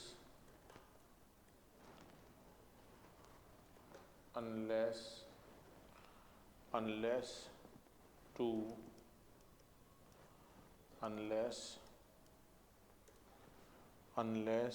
to make it marketable। तो भाई ये जो एग्रीकल्चर प्रोड्यूस वर्ड है ना, ये भी दोस्तों बार बार आता है। एग्रीकल्चर प्रोड्यूस का मतलब होता है कोई भी प्रोड्यूस, ठीक है, चाहे वो वेजिटेबल हो, चाहे वो फ्रूट हो, चाहे वो कोई भी फूड ग्रेन हो। तो ये जो चीज़ें होती हैं ना माय डियर फ्रेंड्स, ये जो चीज़ें होती हैं, तो एग्रीकल्चर प्रोड्यूस का मतलब होता है कोई भी प्रोड्यूस जिस पर कोई प्रोसेसिंग अभी तक नहीं की गई है, मतलब वो जैसा था वैसा ही है। जैसे आपने टमाटर की खेती करी तो टमाटर वैसा ही है जैसा उगाया था, गोभी वैसी है, आलू वैसा ही है ना, एप्पल वैसी ही है। या प्रोसेसिंग मान लो कर भी दी, तो पहली बात तो प्रोसेसिंग किसने करी हो, प्रोड्यूसर ने करी हो, या जो कल्टीवेटर है जिसको हम लोग किसान बोलते हैं, उसने वो प्रोसेसिंग करी हो। और उस प्रोसेसिंग को करने से, दूसरी बात एंड लगा के, उसका जो असेंशियल कैरेक्टर है वो चेंज नहीं होना चाहिए। तो इसके लिए मैं आपको बहुत सारे एग्जाम्पल बताऊंगा। जैसे आप लोग देखो, एप्पल की खेती होती है तो कई बार कल्टीवेटर क्या करता है कि उसे डिब्बे में पैक कर देता है आगे मंडी में बेचने के लिए, या उसको थैली में पैक कर देता है, तो वो रहती तो एप्पल ही है ना। तो वो जो प्रोसेसिंग हुई है उसको करने से ऐसा नहीं है कि वो लाइबल फॉर जीएसटी हो जाएगी, ठीक है, या उस पर स्टिकर चिपका देता है यूएसए, हमको लगता है यार अमेरिका की सेव है। तो कोई भी, पहली बात तो प्रोसेसिंग करो ही मत, और अगर प्रोसेसिंग कर भी दी लेकिन वो उसके असेंशियल कैरेक्टर को क्या नहीं करती हो, चेंज, तो दोस्तों हम उसको एग्रीकल्चर प्रोड्यूस ही मानते हैं, क्योंकि वो पहले भी एप्पल थी, आज भी एप्पल है, वो पहले भी गोभी थी, वो आज भी गोभी है, राइट। तो एग्रीकल्चर का मतलब होता है कल्टीवेशन ऑफ प्लांट्स। दूसरी बात है एग्रीकल्चर प्रोड्यूस, ठीक है। तो आज हम क्लास को यहीं खत्म करते हैं, समय समाप्ति की घोषणा हो गई है।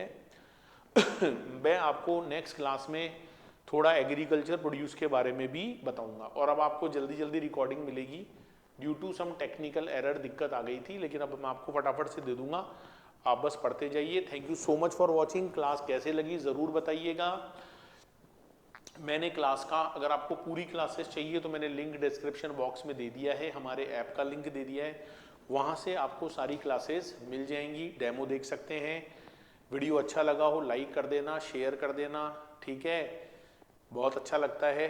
और चैनल पर नए हो भाई तो सब्सक्राइब करके रखना, बहुत सारे नए videos, revision videos, strategy videos आपके लिए इस चैनल पर आने वाले हैं। Thank you so much for watching. Last में एक ही बात बोलूँगा, जोश दिल में जगाते चलो और जीत के गीत गाते चलो। Thank you so much for watching this video. Thank you so much.